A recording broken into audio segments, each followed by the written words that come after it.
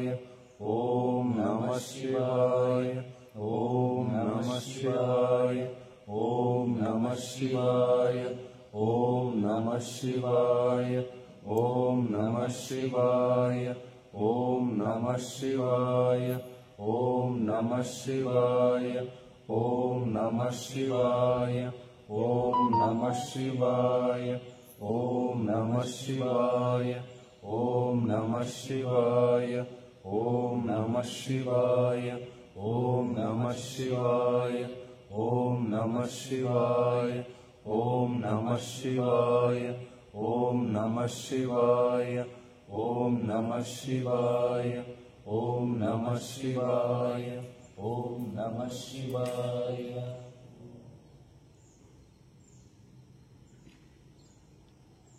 ಹಾಗೆ ಲಿಂಗಕ್ಕೆ ವಿಭೂತಿಯನ್ನು ಹಚ್ಚಿ ಇದರಲ್ಲಿ ಬಟ್ಟೆಯಲ್ಲಿ ಇಟ್ಕೋಬೇಕು, ಒಳಗೆ ಬರುತ್ತೆ. ಆವಾಗ ವಿಭೂತಿಯನ್ನು ಹಚ್ಚಿ ಸ್ವಲ್ಪ ತಿಕ್ತಾ ಇರಬೇಕು ಬಿಳಿ ಬಟ್ಟೆಗೆ. ನಿಮ್ಮ ಕಳ್ಳಿಗೆ ಸಮೇತ ಎಲ್ಲ ಹೊಳೆಯಾಗಿರುತ್ತಲ್ವ, ಒಬ್ಬರು ಕಪ್ಪಾಗುತ್ತೆ ದೇಹಕ್ಕೆ. ವಿಭೂತಿ ಹಚ್ಚಿ ನೀಟಾಗಿ ಹೋಗುತ್ತೆ.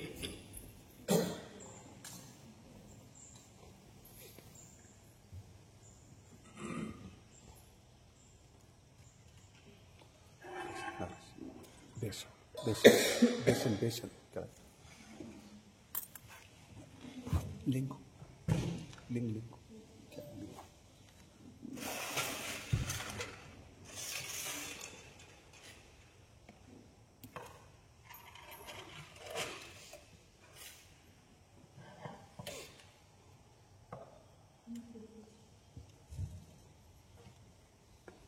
ಇಲ್ಲಿ ಇಬ್ಬರ ಬನ್ನಿ, ಉಳಿದವರು ವಚನ ಇದೆ.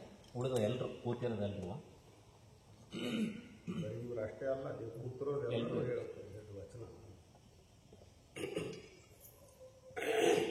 ಅಂಗದಲ್ಲಿ ಆಚಾರವ ತೋರಿದ ಅಂಗದಲ್ಲಿ ಆಚಾರವ ತೋರಿದ ಅಂಗದಲ್ಲಿ ಆಚಾರವ ತೋರಿದ ಅಂಗದಲ್ಲಿ ಆಚಾರವ ತೋರಿದ ಆಚಾರದಲ್ಲಿ ಲಿಂಗವನೇ ಅರುಹಿದ ಆಚಾರದಲ್ಲಿ ಲಿಂಗವನೇ ಅರುಹಿದ ಆಚಾರದಲ್ಲಿ ಲಿಂಗವನೇ ಅರುಹಿದ ಆಚಾರದಲ್ಲಿ ಲಿಂಗವನೇ ಅರುಹಿದ ಅಂಗದಲ್ಲಿ ಆಚಾರವ ತೋರಿದ ಅಂಗದಲ್ಲಿ ಆಚಾರವೇ ತೋರಿದ ಪ್ರಾಣದಲ್ಲಿ ಅರಿವನೇ ತೋರಿದ ಪ್ರಾಣದಲ್ಲಿ ಅರಿವನೇ ತೋರಿದ ಪ್ರಾಣದಲ್ಲಿ ಅರಿವನೇ ತೋರಿದ ಪ್ರಾಣದಲ್ಲಿ ಅರಿವನೇ ತೋರಿದ ಅರಿವೇ ಜಂಗಮ ಎಂದರುಹಿದ ಅರುವೇ ಜಂಗಮವೆಂದರುಹಿದ ಚನ್ನ ಮಲ್ಲಿಕಾರ್ಜುನ ಚನ್ನ ಮಲ್ಲಿಕಾರ್ಜುನ ಚನ್ನ ಮಲ್ಲಿಕಾರ್ಜುನ ಚನ್ನ ಮಲ್ಲಿಕಾರ್ಜುನ ಎನ್ನ ಹೆತ್ತ ತಂದೆ ಎನ್ನ ಎತ್ತ ತಂದೆ ಸಂಗನ ಬಸವಣ್ಣ ಸಂಗನ ಬಸವಣ್ಣ ಎನಗಿ ಕ್ರಮವ ಎನಗಿ ಕ್ರಮವ ಅರುಹಿದ ಅರುಹಿದ ಎನಗಿ ಕ್ರಮವ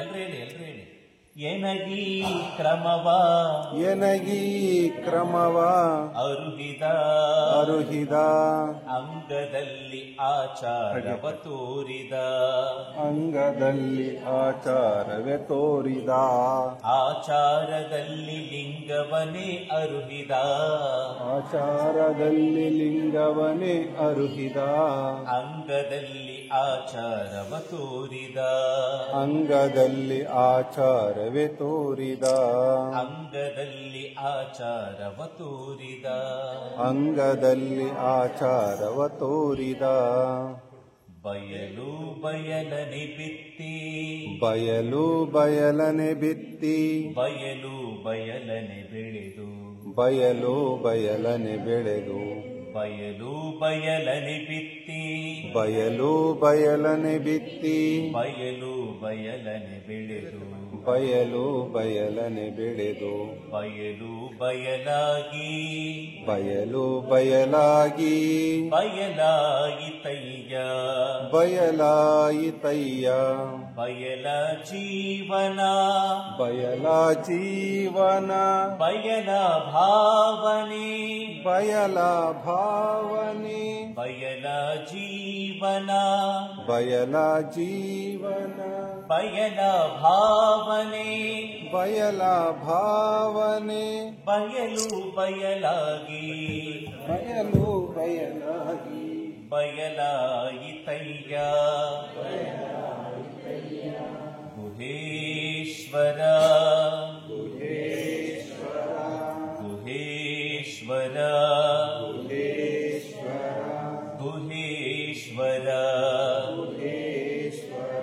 ನಿಮ್ಮ ಪೂಜಿಸಿದವರು ಮುನ್ನವೇ ಬಯಲಾದರು ಮುನ್ನವೇ ಬಯಲಾದರು ನಿಮ್ಮ ಪೂಜಿಸಿದವರು ಮುನ್ನವೇ ಬಯಲಾದರು ನಾ ನಿಮ್ಮ ನಂಬಿ ನಿಮ್ಮ ನಂಬಿ ಬಯಲಾದೆನಯ್ಯ ಬಯಲಾದೆನಯ್ಯ ನಾ ನಿಮ್ಮ ನಂಬಿ ನಿನ್ನ ನಂಬಿ ಬಯಲಾದೆನಯ್ಯ ಬಯಲಾದೆನಯ್ಯ ಗುಹೇಶ್ವರ ಗುಹೇಶ್ವರ ಗುಹೇಶ್ವರ ಗುಹೇಶ್ವರ ಗುಹೇಶ್ವರ ಬಯಲು ಬಯಲನೆ ಬಿತ್ತಿ ಬಯಲು ಬಯಲನೆ ಬೆಳೆದು ಬಯಲು ಬಯಲಾಗಿ ಬಯಲಾಯಿತಯ್ಯ ಬಯಲಾಯಿತಯ್ಯ ಬಯಲಾಯಿತಯ್ಯ ಭಕ್ತಿ ಸುಭಾಷೆಯ ಭಕ್ತಿ ಸುಭಾಷಯ ನುಡಿಯ ನುಡಿವೆ ನುಡಿಯ ನುಡಿವೆ ಭಕ್ತಿ ಸುಭಾಷೆಯ ಭಕ್ತಿ ಸುಭಾಷಯ ನುಡಿಯ ನುಡಿವೆ ನುಡಿಯ ನುಡಿವೆ ನುಡಿದಂತೆ ನಡೆವೆ ನುಡಿದಂತೆ ನಡೆವೆ ನುಡಿದಂತೆ ನಡೆವೆ ನುಡಿದಂತೆ ನಡೆವೆ ನಡೆಯೊಳಗೆ ನುಡಿಯ ನಡೆಯೊಳಗೆ ನುಡಿಯ ಪೂರೈಸುವೆ ಪೂರೈಸುವೆ ನಡೆಯೊಳಗೆ ನುಡಿಯ ನಡೆಯೊಳಗೆ ನುಡಿಯ ಪೂರೈಸುವೆ ಪೂರೈಸುವೆ ಮೇಲೆ ತೂಗುವ ಮೇಲೆ ತೂಗುವ ತ್ರಾಸು ಕಟ್ಟಳೆ ತ್ರಾಸು ಕಟ್ಟಳೆ ಎಲ್ರು ಹೇಳಿ ಎಲ್ರು ಹೇಳ್ಬೇಕು ವಚನ ಮೇಲೆ ತೂಗುವ ಮೇಲೆ ತೂಗುವ ತ್ರಾಸು ಕಟ್ಟಳೆ ತ್ರಾಸು ಕಟ್ಟಳೆ ನಿಮ್ಮ ಕೈಯಲ್ಲಿದೆ ನಿಮ್ಮ ಕೈಯಲ್ಲಿದೆ ಒಂದು ಜವೆ ಒಂದು ಜವೆ ಕೊರತೆಯಾದಡೆ ಕೊರತೆಯಾದೊಡೆ ಒಂದು ಜವೆ ಒಂದು ಜವೆ ಕೊರತೆಯಾದಡೆ ಎನ್ನ ನದ್ದಿ ನೀನೆದ್ದು ಹೋಗ ಕೂಡಲ ಸಂಗಮ ದೇವ ಕೂಡಲ ಸಂಗಮ ದೇವ ಭಕ್ತಿ ಸುಭಾಷೆಯ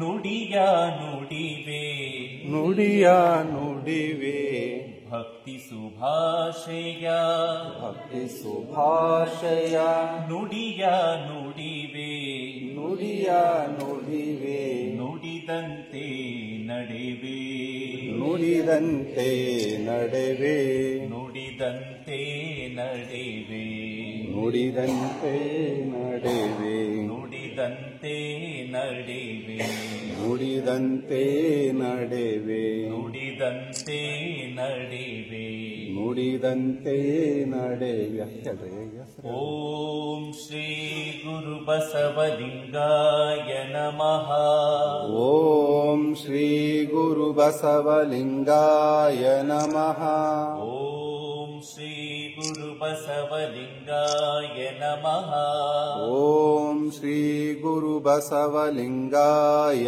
ನಮಃ ನುಡಿದರೆ ಮುತ್ತಿನ ನುಡಿದರೆ ಮುತ್ತಿನ ಹಾರದಂತಿರಬೇಕು ಹಾರದಂತಿರಬೇಕು ನುಡಿದರೆ ಮುತ್ತಿನ ನುಡಿದರೆ ಮುತ್ತಿನ ಹಾರದಂತಿರಬೇಕು ಹಾರದಂತಿರಬೇಕು ನುಡಿದರೆ ಮಾಣಿಕ್ಯದ ನುಡಿದರೆ ಮಾಣಿಕ್ಯದ ದೀಪ್ತಿಯಂತಿರಬೇಕು ದೀಪ್ತಿಯಂತಿರಬೇಕು ನುಡಿದರೆ ಮಾಣಿಕ್ಯದ ನುಡಿದರೆ ಮಾಣಿಕ್ಯದ ದೀಪ್ತಿಯಂತಿರಬೇಕು ದೀಪ್ತಿಯಂತಿರಬೇಕು ನುಡಿದರೆ ಮುತ್ತಿನ ನುಡಿದರೆ ಮುತ್ತಿನ ಹಾರದಂತಿರಬೇಕು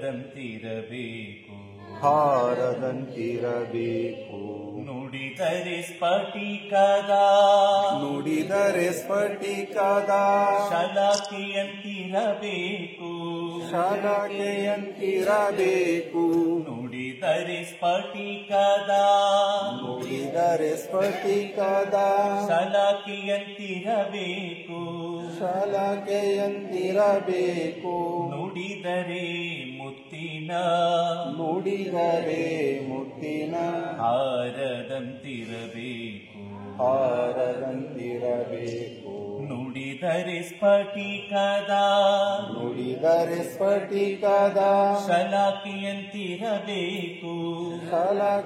ಶಾಲಾಕೆಯಂತಿರಬೇಕು ನುಡಿದರೆ ಲಿಂಗ ಮೆಚ್ಚಿ ನುಡಿದರೆ ಲಿಂಗ ಮೆಚ್ಚಿ ಅಹುದಹುದೆನಬೇಕು ಅಹುದಹುದೆನಬೇಕು ನುಡಿದರೆ ಲಿಂಗ ಮೆಚ್ಚಿ ನುಡಿದರೆ ಲಿಂಗ ಮೆಚ್ಚಿ ಅಹುದಹುದೆನಬೇಕು ಅಹುದಹುದೆನಬೇಕು ನುಡಿದರೆ ಮುತ್ತಿನ ನುಡಿದರೆ ಮುತ್ತಿನ ಹಾರದಂತಿರಬೇಕು ಹಾರದಂತಿರಬೇಕು ನುಡಿಯೊಳಗಾಗಿ ನುಡಿಯೊಳಗಾಗಿ ನಡೆಯದಿದ್ದಡೆ ನಡೆಯದಿದ್ದಡೆ ನುಡಿಯೊಳಗಾಗಿ ನುಡಿಯೊಳಗಾಗಿ ನಡೆಯದಿದ್ದಡೆ ನಡೆಯದಿದ್ದಡೆ ಕೂಡಲ ಸಂಗಯ್ಯ ಕೂಡಲ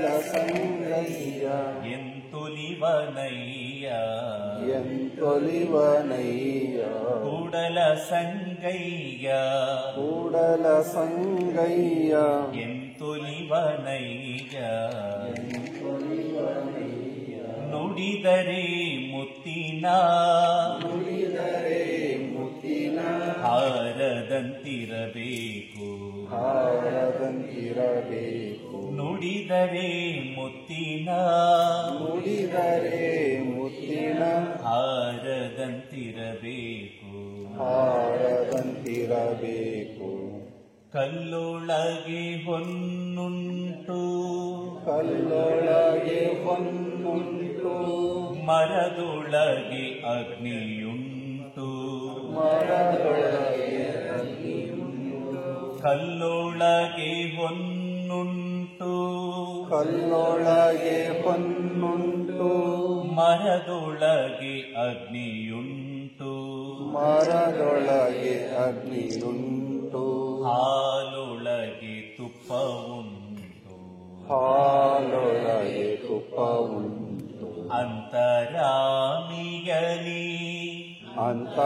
ಅಂತರಾಮಿಯಲಿ ಶಿವನಿಹನು ಶಿವನಿಹನು ಇದೇನು ಕಾರಣ ಇದೇನು ಕಾರಣ ಕತ್ತಲೆ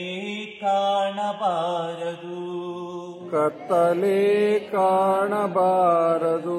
ತೋರಬಲ್ಲ ಗುರು ತೋರಬಲ್ಲ ಗುರು ಸುಳಿಯನು ಸುಳಿಯನು ಸುಳಿಯನು ಸುಳಿಯನು ಕೂಡಲ ಸಂಗಮ ಕೂಡಲ ಸಂಗಮ ದೇವಾ ದೇವಾ ದೇವಾ ದೇವಾ ಕೂಡಲ ಸಂಗಮ ಕೂಡಲ ಸಂಗಮ ದೇವಾ ದೇವಾ ದೇವಾ ದೇವಾ.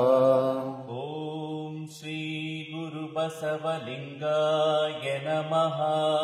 ಓಂ ಶ್ರೀ ಗುರು ಬಸವಲಿಂಗಾಯ ನಮಃ.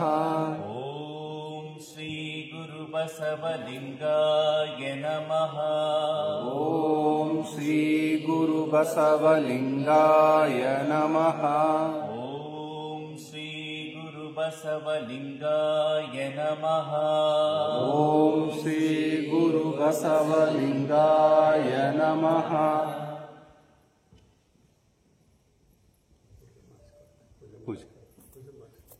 ಪೂಜೆ ಮಾಡ್ತೀವಿ ನೀವು ತೋರಿಸಿದ್ರಲ್ಲ ಮತ್ತು ವಿಭೂತಿನ ಗುರುಗಳು ತೋರಿಸಿದ್ರಲ್ಲ ಆ ರೀತಿ ಎಲ್ಲ ಪೂಜೆ ಮಾಡ್ಕೊಳ್ಳಿ. ಒಂದು ವಿಭೂತಿ ಶುದ್ಧಿ ಮಾಡ್ಕೊಳ್ಳಿ. ಮೊದಲು ಲಿಂಗು ನಿಮ್ಮ ಕರಟಿಗೆಯಲ್ಲಿ ಇಟ್ಕೊಳ್ಳಿ, ಹೊರಗೆ ಇಟ್ಕೊಳ್ಳೋದು ಬೇಡ. ಕರಟಿಗೆ ಓಪನ್ ಮಾಡಿಕೊಂಡು ಮತ್ತೆ ವಿಭೂತಿ ತಗೊಳ್ಳಿ ನಿಮ್ಮ ಕೈಯಲ್ಲಿ.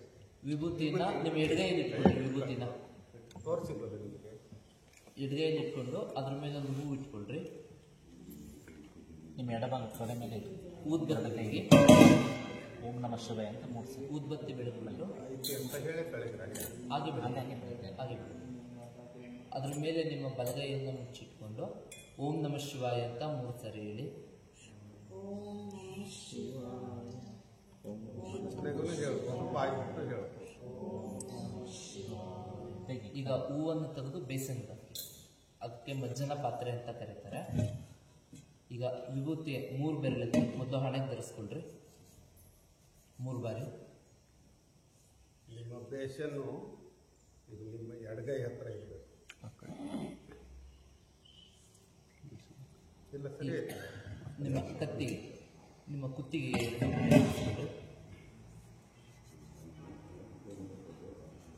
ನಿಮ್ಮ ಮುಂಗೈಗೆ,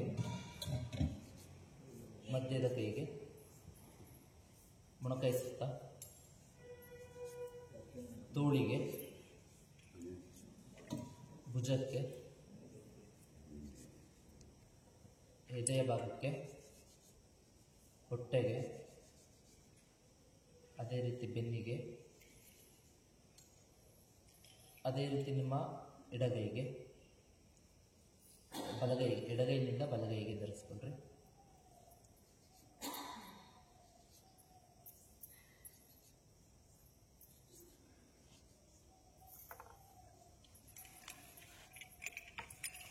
ಮುಂಗಾಲಿಗೆ ಬಲಗೈ ಎರಡು ಮುಂಗಾಲಿಗೆ ಮತ್ತೆ ಮಧ್ಯದ ಕಾಲಿಗೆ ಧರಿಸ್ಕೊಟ್ರು.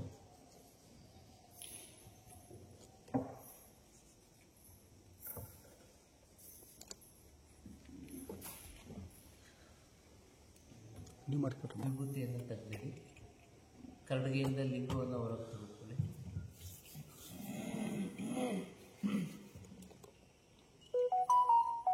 ಎಡಗೈಯಲ್ಲಿ ಲಿಂಗವನ್ನು ಇಟ್ಕೊಂಡು ನೀರು ಹಾಕಿಕೊಳ್ಳಿ. ಲೋಟದಲ್ಲಿ ಸ್ನಾನ ಮಜ್ಜನ ಪಾತ್ರೆ. ನೀವು ಬೆಳ್ಳಿ ಹೆಂಗಿರ್ಬೇಕು ಒಂದು ಬೆಳ್ಳಿ ಲಿಂಗ ಹಿಡ್ಕೊಂಡು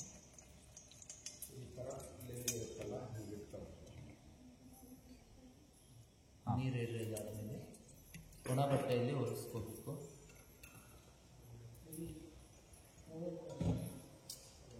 ನಿಮ್ಮ ಕೈಯನ್ನು ಲಿಂಗವನ್ನು ಒರೆಸ್ಕೋಬೇಕು.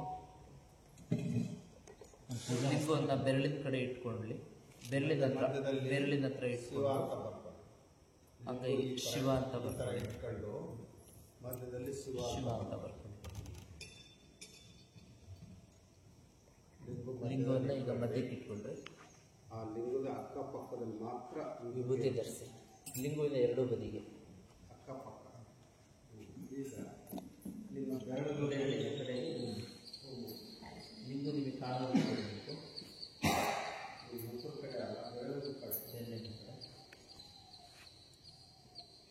ಉದ್ಬತ್ತಿಯನ್ನು ಬೆಳಿಗ್ಗೆ ನೇರವಾಗಿ ಕೂತ್ಕೊಳ್ಬೇಕು. ನಿಮ್ಮ ಮೂಗಿನ ನೇರಕ್ಕಿರಬೇಕು. ಅರ್ಧ ಅಡಿ ಅಂತರಲ್ಲಿ ನಿಮ್ಮ ಮೂಗಿನಿಂದ ಈ ರೀತಿ ಅರ್ಧ ಅಡಿ ದೂರದಲ್ಲಿರಬೇಕು. ಲಿಂಗವನ್ನೇ ನೋಡ್ತಾ ಇರಬೇಕು. ಕಣ್ಣನ್ನು ಪೂರ್ತಿಯಾಗಿ ತೆರೆಯಲೂಬಾರ್ದು, ಪೂರ್ತಿಯಾಗಿ ಮುಚ್ಚಲೂಬಾರ್ದು. ಅರೆತಲೆ ನೋಟ ಅಂತಾರೆ.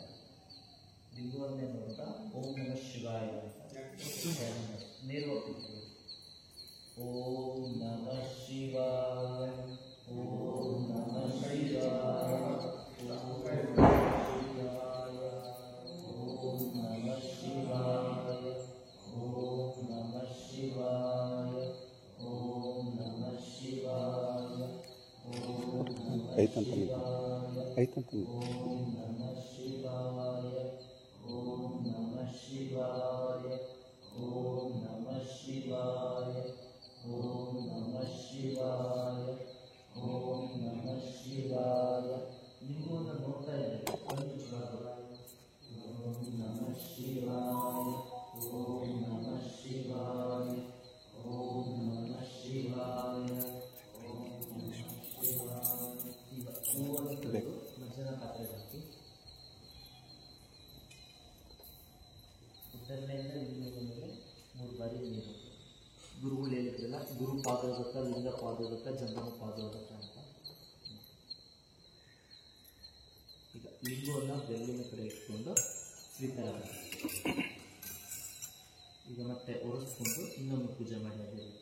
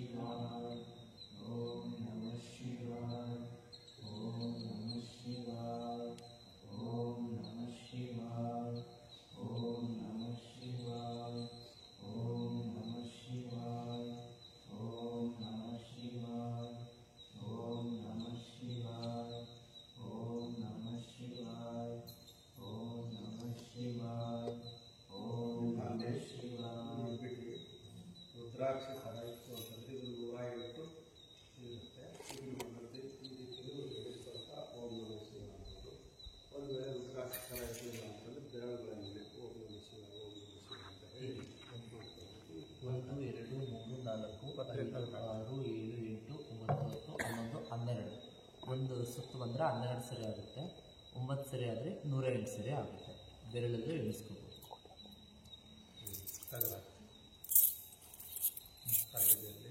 ವಿಭೂತಿ ಅದಕ್ಕೆ ಧರಿಸ್ಕೊಂಡು ಲಿಂಗುಗೆ ವಿಭೂತಿ ನೀರು ಹಾಕಬೇಕಾಗಿಲ್ಲ. ಈ ರೀತಿ ಒರೆಸ್ಕೊಂಡು ಲಿಂಗು ಹಸಿ ಇರಬಾರ್ದು. ಲಿಂಗ ವಸ್ತ್ರನೂ ಯಾವಾಗಲೂ ಹಸಿ ಇರಬಾರ್ದು.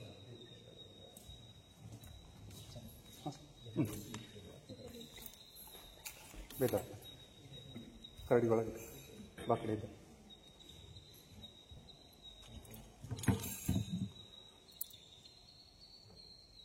ಬರ್ರಿ